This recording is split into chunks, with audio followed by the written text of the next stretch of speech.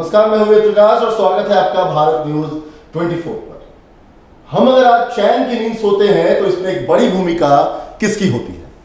अगर हम आज खुली हवा में सांस लेते हैं तो इसकी एक बड़ी वजह कौन होती है? जवाब होगा भारतीय सेना। हरदम हर पल चौकस रहकर वो हर समय खतरों से सिर्फ इसलिए खेलते हैं ताकि इस देश का हर बच्चा, हर नागरिक खुद को आजाद महसूस कर सके। कैसी होती है इनकी जिंदगी और किस तरह ये देश को अपनी माता समझते हुए हंसते हंसते अपने प्राणों को न्योछावर करने से भी नहीं चूकते, जानेंगे और समझेंगे अपनी इस खास पेशकश में जिसका नाम है हमें गर्व है।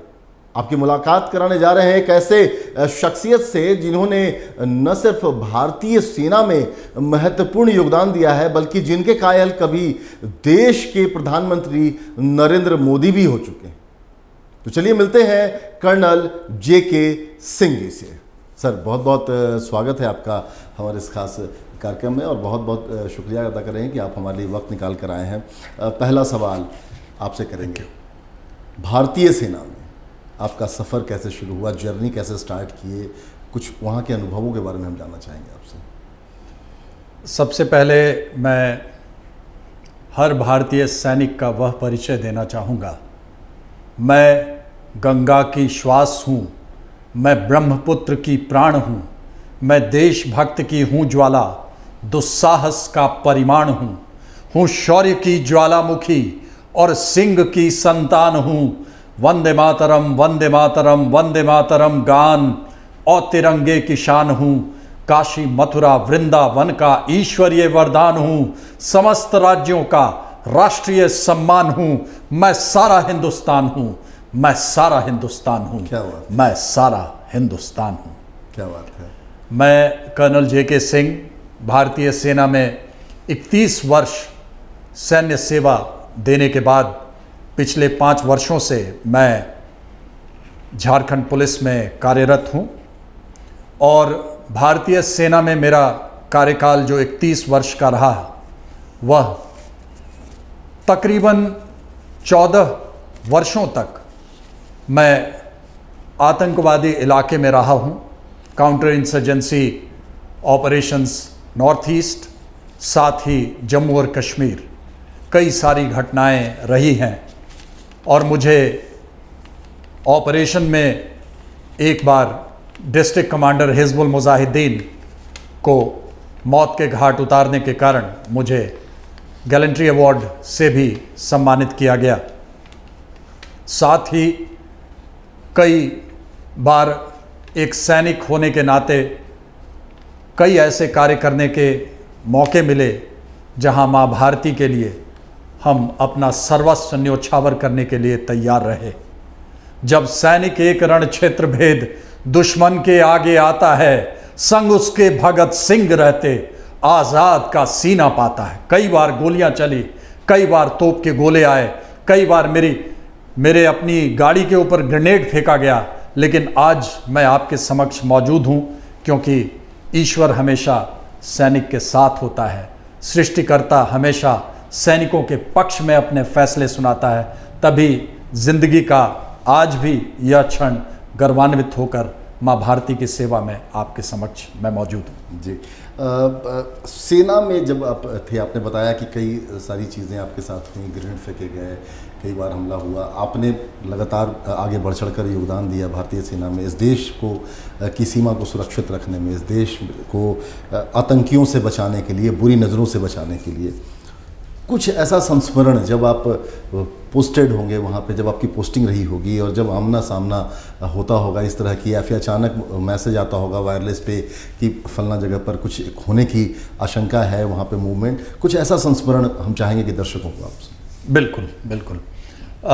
मैं बताना चाहूँगा कि कश्मीर में बडगाम ज़िले में वहाँ पर अचानक हमें इन्फॉर्मेशन मिला कि एक जगह पर थोड़ी हरकत हो रही है और हरकत आतंकवादियों की थी और जब वो हमें टिप मिला तो इमीडिएटली वहाँ पर जाने के लिए हम लोगों ने रश किया।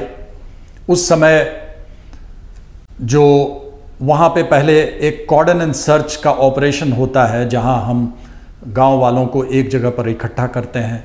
आपकी गाड़ी के पीछे जो कोई आतंकवादी पकड़ा होता है या कोई इन्फॉर्मर होता है, वो आपकी गाड़ी के पीछे होता है, और आपकी गाड़ी के सामने से एक एक कर गांव के लोग सामने से गुजरते हैं। जिस किसी पे शक होता है तो वो पीछे से आपको हल्की सी थपकी देता है, और फिर आप उससे पूछताछ करते हैं, और इस तरह से हमें इंफॉर्मेशन रियल टाइम मिलता है। तो ये चल रहा था, और उसी दौरान उसी ग्राउंड के दूसरी तरफ एक वहाँ पर 2 लोग थे, और वहाँ पर आकर के मशीन गन से फायरिंग उन्होंने शुरू कर दी। मैं उस समय कैप्टन था और कमांडो दस्ते में था, और जैसे ही मैंने देखा, और मैंने ये देखा या तो गोलियां आवाम को लगेगा या फिर वहाँ पर जो सुरक्षाकर्मी हैं उनको लगेंगे, तो मेरे पास AK-47 था, और मैंने इमीडिएटली एक छोटा सा बस्ट फायर किया 2-3 राउंड का, और मैं उनकी ओर दौड़ा। भारतीय सेना के एक अधिकारी को अपनी ओर दौड़ता हुआ आता देख करके उन्होंने हथियार उठाया और पीछे वो भागे। यहाँ तक कि जब मैं उनके पीछे भागा तो मेरी अपनी टीम के जो लोग थे, वो उसमें से हमारे अपने दस्ते का जो प्रमुख था, उसने पूछा कि कैप्टन साहब कहाँ गए। तो वो उस लाइन में जाना चाहते थे, तब तक उसको बताया गया कि कैप्टन साहब तो निकल गए उसके पीछे, और फिर वो पीछे पीछे आया। फिर हमने उसके ऊपर गोलियां चलाई, उसके पैर में गोली लगी, बाद में वो पकड़ा गया, और बाद में वो ज़्यादा खून बह जाने के कारण उसकी डेथ हुई। तो ऐसा है कि जैसे हमें मालूम था, एक दूसरे वाक़ये में हमें मालूम था कि एक जगह पे एक बार BSF की एक पेट्रोल फंस गई थी, और वहाँ पर चारों ओर से फायरिंग उसके ऊपर आ रहा था। वैसे में हमें एक SOS सेव आवर सोल, हमें हमारी जान बचाएं, ऐसा इस तरह का हमारे पास मैसेज आया था। और उस समय मैं नवाब बाज़ार श्रीनगर में लोकेटेड था। वहाँ से जब मैं रश कर रहा था तो ये पामपुर एक जगह है जो कि बहुत ही फेमस है, वर्ल्ड फेमस है। वहाँ पर केसर जो है वो विश्व प्रसिद्ध है। वहाँ रेडियो स्टेशन के पास में ये BSF की पेट्रोल फंसी हुई थी, और हम श्रीनगर की तरफ से आ रहे थे। तो ये अंदाज़ा लगाना आसान था कि जो भी हेल्प मिलेगा वो इसी रास्ते से आएगा। और जब हम पामपुर इलाके में पहुँचे तो उस समय अचानक मेरी जीप के ऊपर में ग्रेनेड फेंक दिया गया। ईश्वर की कृपा रही कि जो ग्रेनेड फेंका गया वो जो तिरपाल था खुला हुआ, उस तिरपाल के ऊपर गिरा, और वो अंदर नहीं जा करके बाहर गिरा। अगर वो अंदर गिरा होता तो शायद आज ये कहानी बताने के लिए मैं जिंदा नहीं रहता। वहाँ जाने के बाद फिर हम लोगों ने रेस्क्यू किया और वापस फिर उस टीम को लेकर के आए। ऐसे अनेकानेक कहानियाँ हैं। मैं सिर्फ ये कहना चाहता हूँ कि सैनिक कभी ये नहीं देखता है कि उसके जेब में पैसे कितने हैं। सैनिक यह देखता है कि उसकी मैगजीन में गोलियां कितनी बाकी हैं। सैनिक यह नहीं देखता है कि उसके पीछे कितने लोग हैं। उसे इस बात का अफसोस होता है कि AK-47 की उसकी बैरल के आगे अभी भी दुश्मन जिंदा है। तो इसलिए ये मैं समझता हूं कि एक जब भारतीय सेना की वर्दी मिल जाती है तो इससे बड़ा नाम, पद, यश, कीर्ति, धन और कुछ नहीं है, क्योंकि हमारी जान है वर्दी, हमारी शान है वर्दी। वतन के दुश्मनों तेरे लिए शमशान है वर्दी, क्योंकि मिलती नहीं हर एक को वर्दी धारण का सम्मान नहीं। ये राह कोई आसान नहीं, ये राह कोई आसान नहीं। चाहे कोई वन निर्जन हो, चाहे कोई धन निर्धन हो, इससे बढ़कर, इससे उत्तम और कोई सम्मान नहीं। ये राह कोई आसान नहीं, ये राह कोई आसान नहीं। क्या बात है। चलिए, जैसा आपने बताया कि लंबे समय तक भारतीय सेना में योगदान देने के बाद फिर झारखंड में पिछले 5 वर्षों से आप काम कर रहे हैं, तो जानना चाहेंगे उसके बारे में कि किस तरह की सेवा कर रहे हैं। बाल सुरक्षा के अलावा और जो आपका योगदान चल रहा है अभी झारखंड में, किस तरह का योगदान है ये और किस तरह से आप सेवा कर रहे हैं झारखंड की? मैं सबसे पहले यहाँ जो हमारे डायरेक्टर जनरल ऑफ पुलिस हैं, ADG ऑपरेशंस हैं, IG ऑपरेशंस हैं, उनका आभार प्रकट करना चाहूँगा कि उन्होंने भारतीय सेना से आने के बाद झारखंड पुलिस में मुझे बहुत अच्छी जिम्मेदारियां दी और काम करने की स्वतंत्रता दी। जिसके कारण मैं मुख्यतः कमांडेंट सैप 2 बटालियन, समादेष्टा सैप 2 बटालियन, जो कि एक ऐसी बटालियन है जो पूर्व सैनिकों की बटालियन है और मुख्यतः आतंक विरोधी, नक्सल विरोधी कार्य में पदस्थापित है। तो अलग अलग ज़िलों में हमारे अलग अलग पिकेट्स हैं और पूर्व सैनिकों की बटालियन का मैं कमांडेंट हूँ। चूँकि मैं स्पेशल पैरा कमांडो भी रहा हूँ और लड़ाई के अनुभव मेरे काफ़ी हैं, इसलिए मुझे एक अतिरिक्त कार्यभार मिला जिसमें मैं झारखंड जगुआर, जो नक्सल विरोधी कमांडो दस्ता है झारखंड पुलिस की, उसे प्रशिक्षित करने का कार्य मिला। और मैं पिछले 6 वर्षों से प्रशिक्षित कर रहा हूं और उसके जो अच्छे परिणाम हैं वो अपने आप में बताते हैं कि प्रशिक्षण किस तरह से हुआ है। इसके अलावा कुछ समय के लिए मैं झारखंड पुलिस अकादमी में भी वरीय उपनिदेशक और कार्यभार करने वाले निदेशक के रूप में मैंने तकरीबन 6 महीने काम किया और जो यहाँ की स्टेट पुलिस एकेडमी है उसमें मैंने योगदान दिया। इसके अलावा बाल सुधार गृह कुल 5 हैं, रांची, धनबाद, दुमका, जमशेदपुर और हजारीबाग। इन 5 बाल सुधार गृह में और बाल सुधार गृह के अलावा एक स्पेशल होम, विशेष होम है जो कि यहाँ धनबाद में है। तो इन सब लोगों के आंतरिक सुरक्षा की जिम्मेदारी मुझे दी गई। मुझे यहाँ आने के बाद महसूस हुआ कि मैं सुधार की दिशा में कुछ कार्य कर सकता हूँ। उसके बाद मैंने जो WCD डिपार्टमेंट है उनके साथ तालमेल किया। उनके जो सचिव हैं उन्होंने मुझे अपना वरद हस्त दिया कि आप आगे बढ़ सकते हैं। साथ ही जो माननीय न्यायाधीश गण हैं, जो जुवेनाइल जस्टिस कमेटी के हेड हैं, सदस्य हैं, उन सब लोगों ने मेरी बड़ी हौसला अफजाई की और मुझे वो ताकत दी जिससे मैं ज़मीन पे कई सुधारात्मक कार्य कर सका।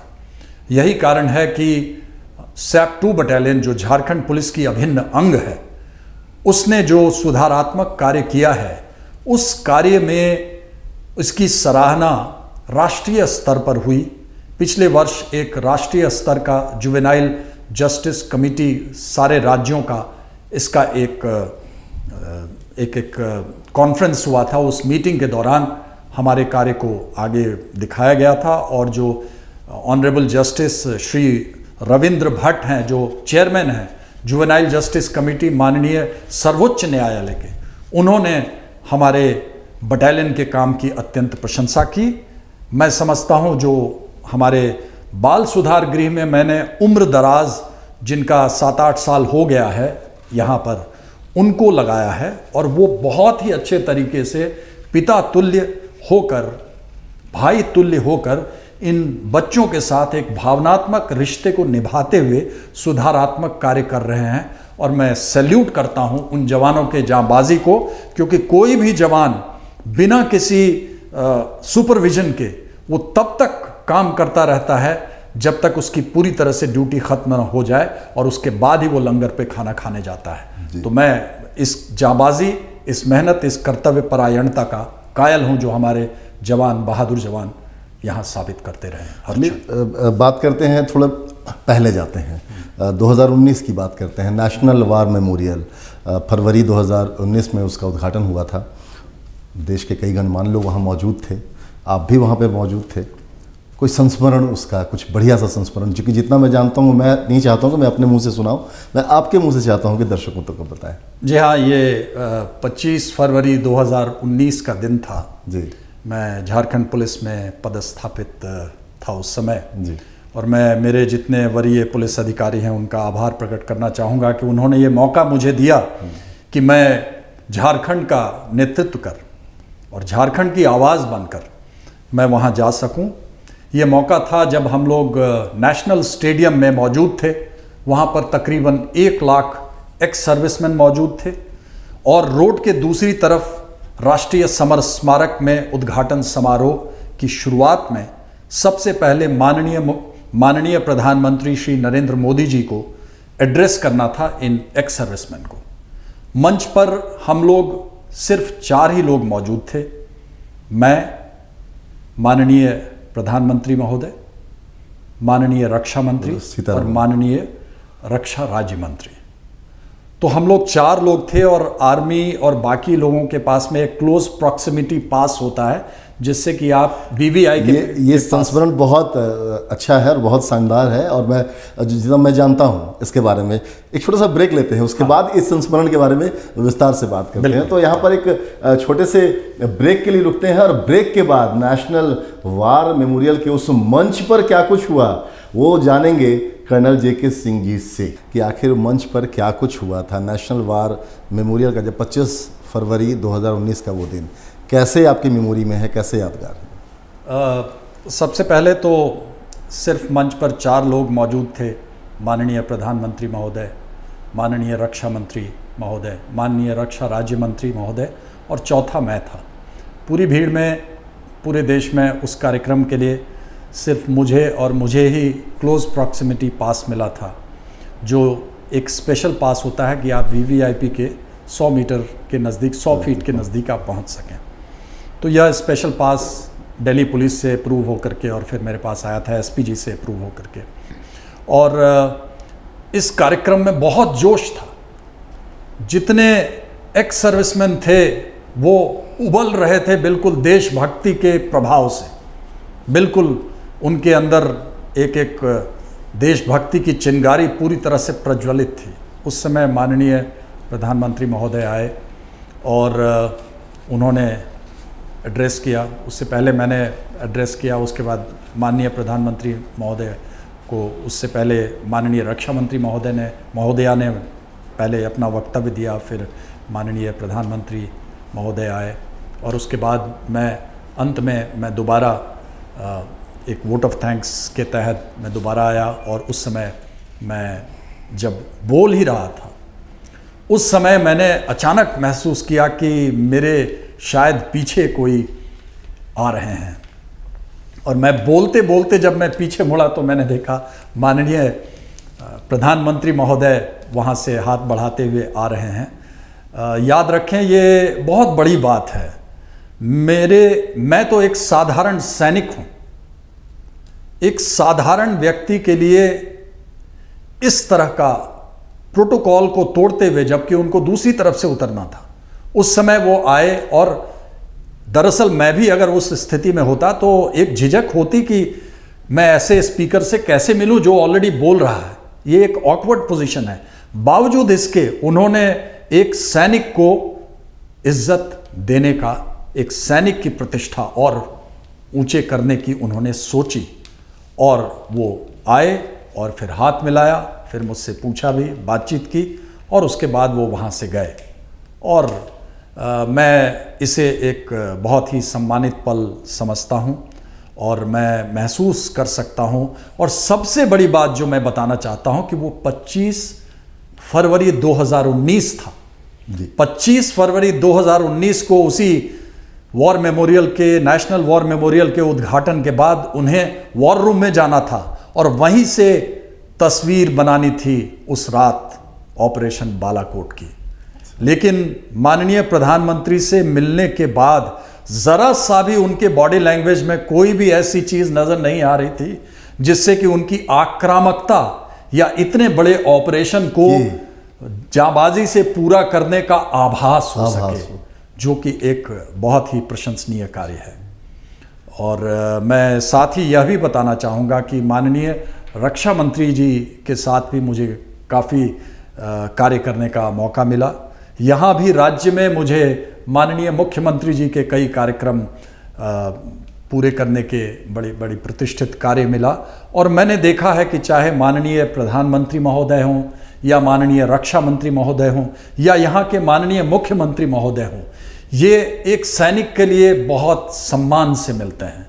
और जब जब एक सैनिक से इस तरह के लोग मिलते हैं, यही कारण है हमारा सबसे बड़ा हथियार भारतीय सेना का अग्नि मिसाइल नहीं है, पृथ्वी मिसाइल नहीं है, AK-47 नहीं है, कोई गोला बारूद नहीं है। हमारा सबसे बड़ा हथियार जब हम वापस समाज में आते हैं और एक समाज के एक नागरिक की आंखों में जो सैनिक का सम्मान होता है, वही हमारा सबसे बड़ा हथियार है। हम बिना किसी हथियार गोली के लड़ाई तब तक जीतते रहेंगे जब तक आप जैसे लोग और इन जैसे लोग देशभक्त इस देश में रहेंगे। चलिए सर, आर्मी डे परेड पर पाकिस्तानी ऑफिसर से आपकी मुलाकात हुई थी, क्या जी बात हुई थी? हम जानना चाहेंगे, दर्शकों को बताएं ज़रूर। दरअसल जब सेना दिवस परेड होता है दिल्ली में, तो उस समय जो डिफेंस अटैचे होते हैं अलग अलग देशों के, वो परंपरागत तौर पर मौजूद होते हैं।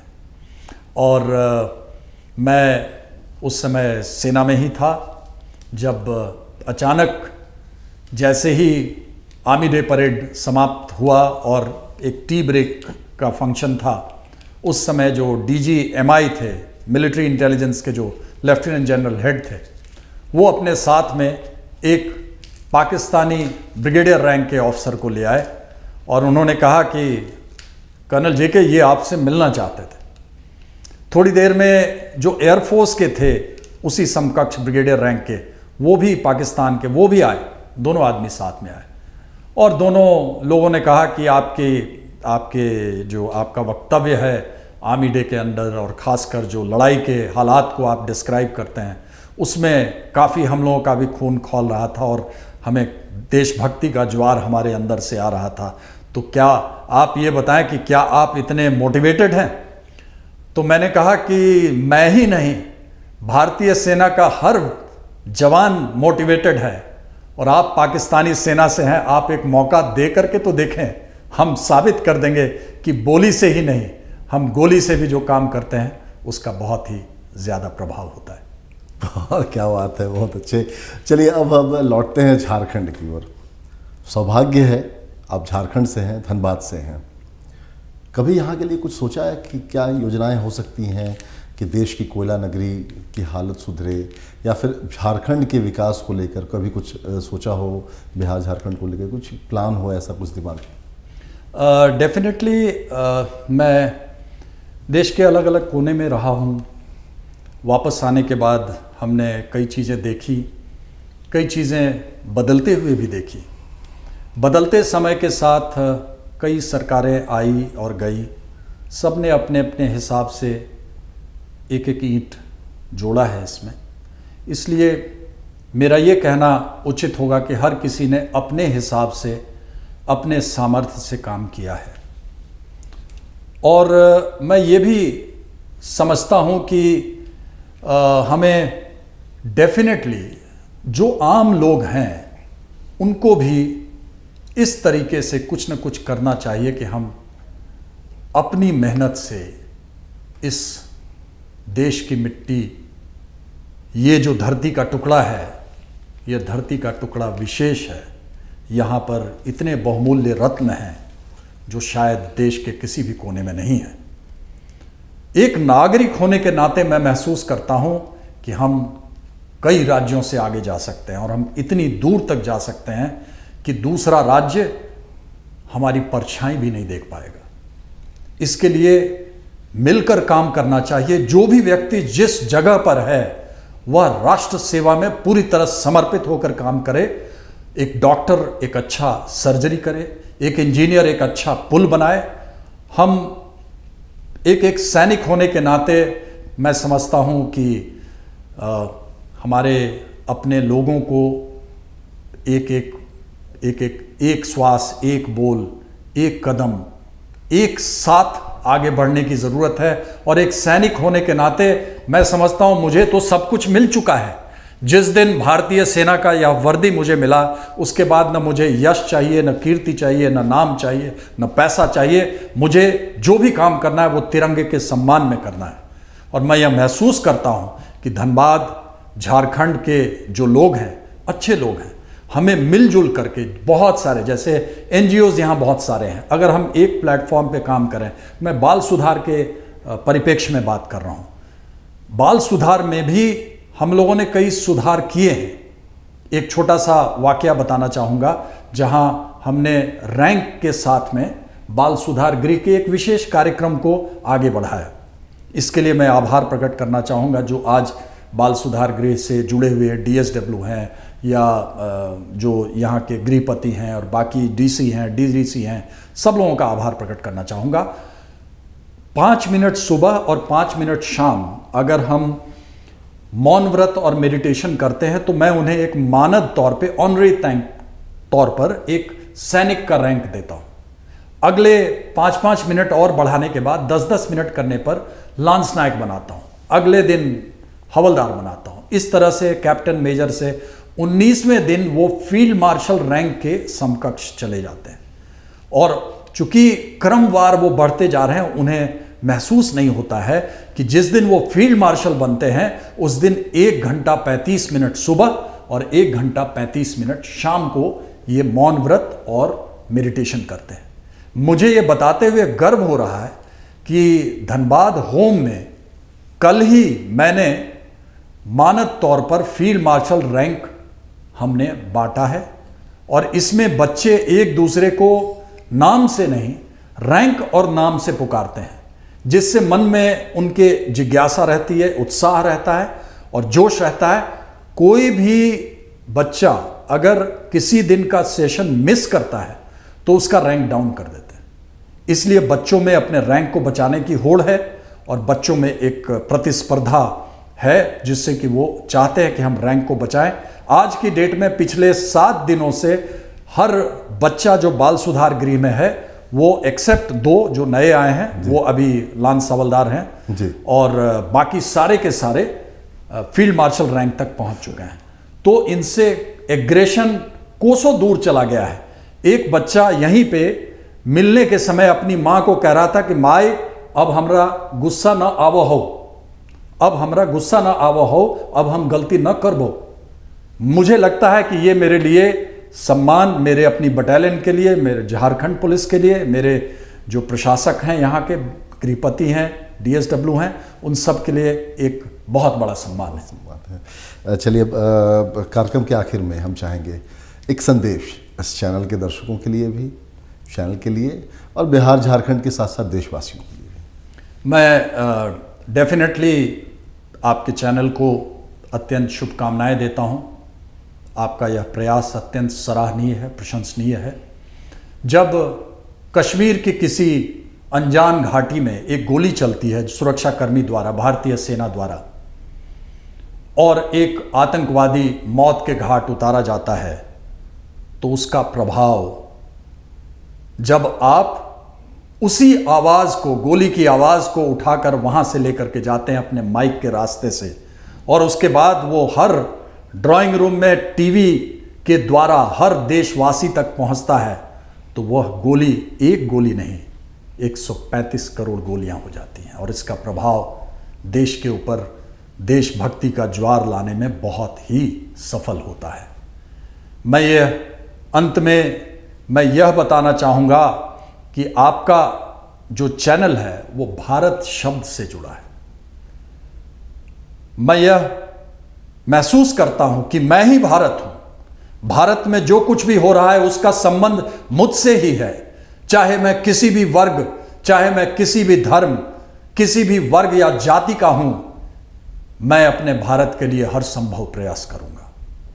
मैं अपने भारत के लिए नित नए अवसर का इंतजार नहीं करूंगा, बल्कि मैं उसे पैदा करूंगा। इस मिट्टी पर यहां कुछ नया धर के जाएंगे। जिस मिट्टी से उठे हैं उस मिट्टी के लिए कुछ करके जाएंगे, कुछ करके जाएंगे। और तभी मैं कहता हूं, भारत से आपने बहुत, भारत शब्द जोड़कर आपने अपनी जो ताकत है उसको 100 गुनी कर दी। मेरा रोम रोम, मेरे श्वास श्वास, मेरा धर्म आस्था और विश्वास, कर्तव्य मेरा हर एक कर्म, भारत पे शुरू भारत पे खत्म। दुश्मन पे टूट बन कहर कहर, झंडे संग उड़ तू फहर फहर। जागे अवाम जब सारा ही, दुश्मन जाए बस सहम सहम। मैं ही भारत, भारत ही अहम, सर्वस्व मेरा भारत को नमन। भारत पे शुरू भारत पे ख़त्म, भारत पे शुरू भारत पे ख़त्म। चलिए सर, क्या बात है, बहुत बहुत शुक्रिया, बहुत बहुत धन्यवाद कि आपने अपना कीमती वक्त निकाला हमारे लिए और हमारे दर्शकों को इतनी सारी कहानियाँ, संस्मरण और बहुत सारी चीज़ें बताई जो उनके लिए बेहद ज़रूरी है। और देशभक्ति का जज्बा जो अब बहुत कम ऐसा मिलता है कि आम दिनों में देखने को मिलता है, वो जगाने का प्रयास किया। बहुत बहुत शुक्रिया आपका, बहुत बहुत धन्यवाद आपका। धन्यवाद, जय हिंद। तो हमें गर्व है इस खास पेशकश में आज मेरे साथ बस इतना ही। दीजिए इजाज़त, नमस्कार।